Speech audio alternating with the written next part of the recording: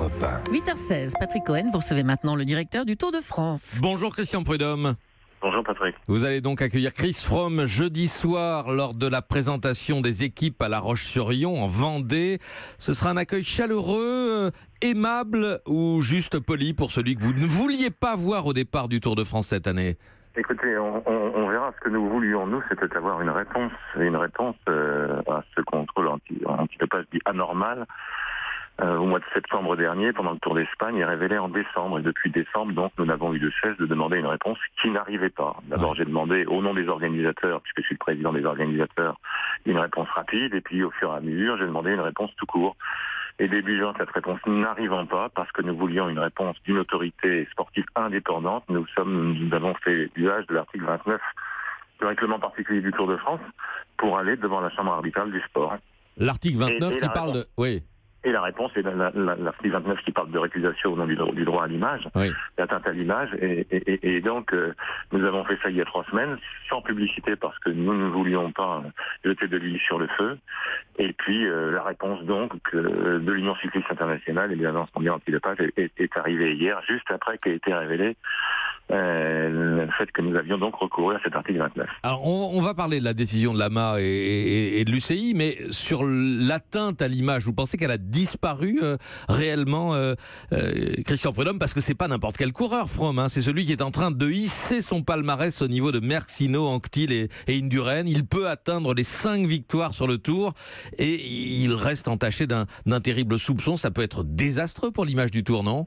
Écoutez, en tout cas, aujourd'hui, les experts de l'Agence mondiale antidopage et de l'Union cycliste internationale ont donc, après des mois d'enquête, une très longue enquête, ont donc dit qu'il n'y avait rien à lui reprocher. Donc, acte soit. Oui.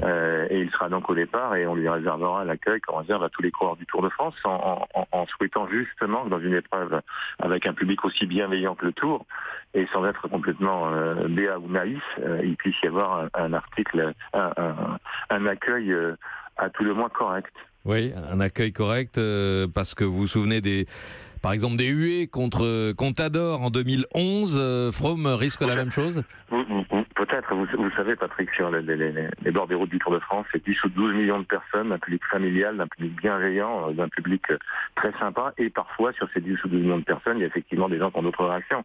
Là, c'est la lenteur, la longueur de la prise de décision de cette enquête qui fait que le doute étant là, le doute, l'attente, donc la suspicion a exacerbé certaines passions, sans aucun doute. La longueur, elle tient aussi aux moyens déployés par Froome et par son équipe. Vous savez qu'il a de très bons avocats. C'est le cabinet Mike Morgan qui défend tous les dopés de tous les sports. Il y a une très grosse équipe, Sky, dont le budget de 30 millions d'euros est supérieur à celui de l'Agence mondiale antidopage. Est-ce que vous avez, par exemple, comme directeur de course, l'impression de faire le poids face à un mastodonte comme Sky, Christian Prudhomme?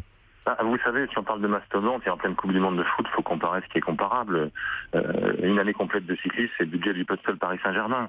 Ouais. Donc voilà, de toute façon, faut vraiment relativiser. On parle d'argent, mais par rapport à notre cyclisme, ça n'est rien. Il faut voir mettre les choses en perspective. Maintenant, que vous soyez puissant ou misérable, nous, de toute façon, nous avions pris nos responsabilités. Voilà, une fois que l'Agence mondiale antidopage et l'Union cycliste internationale disent qu'il n'y a finalement rien à lui reprocher, on en prend acte et il sera au départ du Tour et nous le considérons comme tous les autres coureurs. Vous n'avez pas eu accès au fond du dossier? Non, bien sûr que non, puisque ça s'est passé sur le Tour d'Espagne. J'allais vous dire, comme d'habitude, ça se règle dans les derniers jours qui précèdent le Tour de France, la plus grande compétition cycliste au monde. Alors là, on peut effectivement s'interroger, s'étonner, ou en tout cas se dire, bon Dieu, mais ça n'est pas possible que ce soit encore une fois la même chose. Ça s'est passé en septembre avant le Tour d'Espagne, ça s'est révélé en décembre, et nous sommes là, quelques jours du départ du Tour de France, à toujours évoquer le problème qui jusque-là n'avait pas été réglé. Vous n'avez pas le fond du dossier, Christian Prudhomme, mais vous connaissez le taux de salbutamol détecté chez Froome, 2 fois la dose autorisée. Vous connaissez les précédents, Petacchi en 2007, 1 an de suspension, Ulissi en 2014, 9 mois de suspension pour des taux inférieurs à se trouver chez Froome. C'est incompréhensible pour le grand public, cela. Il faut poser toutes ces questions à l'Union cycliste internationale ou à l'Agence mondiale antidopage, qu'on n'entend pas beaucoup, d'ailleurs, l'Agence mondiale antidopage. Le président de l'Union cycliste internationale, le nouveau président, David Lapartien, élu en septembre, un Français pour la première fois depuis 60 ans, a hérité de cette affaire et a pris cette affaire 1 ou 2 heures après son élection au mois de septembre. Donc, il a essayé déjà de changer beaucoup de choses. Tout ne peut pas être changé d'un seul coup de baguette magique. En revanche, il est absolument certain, parce que vous avez raison, contrôle anormal, ça a un sens juridique, mais ça ne veut rien dire médiatiquement. Il faut qu'il y ait suspension provisoire et que les textes soient changés pour que désormais, s'il y a un contrôle dit anormal, il y ait une suspension provisoire, sans préjuger de la culpabilité du sportif, mais qu'en tout cas, on sorte de cette nasse du doute et donc de la suspicion. Oui, sans compter l'incompréhension des personnes qui souffrent d'asthme et qui nous écoutent, qui pensent qui découvrent qu'un asthmatique peut gagner 4 fois le Tour de France. Remarquez, ça donne de l'espoir aux asthmatiques. Alors, les coureurs prennent régulièrement, enfin, il y a pas mal de coureurs qui prennent de la ventoline, c'est l'asthme d'effort, c'est ça, Christian Prudhomme? Je ne suis pas non plus un médecin, mais vous savez, stigmatiser le cycliste, ce qui me peine, c'est de voir que tous les efforts faits depuis 10 ans dans un sport qui a réellement changé, qui réellement s'est amélioré, sont réduits à néant parce que justement il y a ce doute et cette suspicion pendant des mois, et donc ce sparadrap de l'image du dopage ne cesse de nous coller à la peau. Alors que des efforts ont été faits, des efforts et des changements considérables. Voilà, donc je stigmatise encore une fois la lenteur de l'action, de l'inaction, l'inertie des instances pour des raisons diverses et variées, en effet, qui font qu'on a attendu pendant 6 mois une réponse et qu'elle arrive naturellement, vous dirais-je, juste avant le départ du Tour. Cette suspicion, elle a aussi été alimentée par des grandes voix du cyclisme. Je pense à Bernard Hinault, qui a qualifié Froome de tricheur, qui a expliqué qu'il n'avait pas sa place sur le Tour de France, qui a même appelé à une grève du peloton. Vous comprenez la colère du blaireau? Je ne vais pas commenter Bernard, les propos de Bernard dont on connaît le franc-parler. Voilà. Ce qui est certain, c'est que moi, en tout cas, je vais appeler à de la sérénité, évidemment, pour que le public bienveillant du Tour de France soit toujours bienveillant. Dans le vélo, vous savez, on dit souvent, contrairement à tant d'autres sports, on encourage le champion qu'on aime et on ne hue pas le champion qu'on n'aime pas. Voilà, donc il faut un accueil à ceux qui sont au départ. Si les plus hautes autorités, non seulement du sport cycliste, mais du sport mondial, avec l'Agence antidopage, considèrent qu'il n'y a pas faute, c'est qu'il n'y a pas faute. Et on ne peut pas être plus royaliste que le roi. Vous considérez que c'est une décision, vous êtes certain que c'est une décision scientifique ou sportive?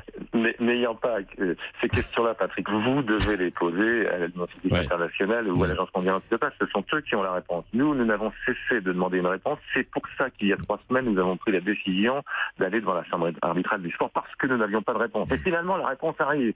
Et elle arrive quelques jours avant le départ du Tour de France. Donc c'est clairement à eux qu'il faut poser la question. Tout à l'heure, je disais dans le journal, la direction du Tour de France fait contre mauvaise fortune, bon cœur. Est-ce que c'est une expression qui correspond à votre état d'esprit ce matin, Christian Prudhomme? Ce qui est sûr, c'est que si la réponse était arrivée, ne serait-ce que 3 semaines avant ou 1 mois avant, on ne serait pas dans cette situation-là aujourd'hui. Donc voilà, la réponse est arrivée. Je n'ai cessé depuis le 13 décembre, depuis le jour où le contrôle anormal a été révélé, il faut une réponse.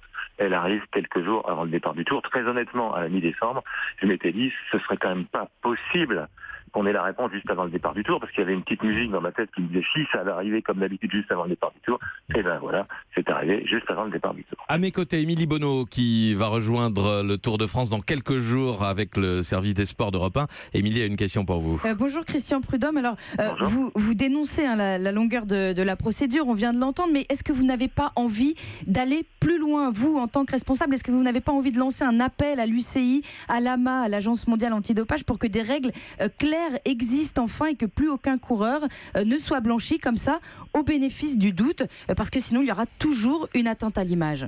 Non, ce que je viens de dire et ce que j'ai dit, je peux naturellement le répéter, c'est qu'effectivement on a attendu trop longtemps et qu'un contrôle anormal, médiatiquement, ne veut rien dire. Ça a peut-être un sens juridique, mais s'il y a un contrôle anormal, donc il y a doute, il faut qu'il y ait une suspension provisoire.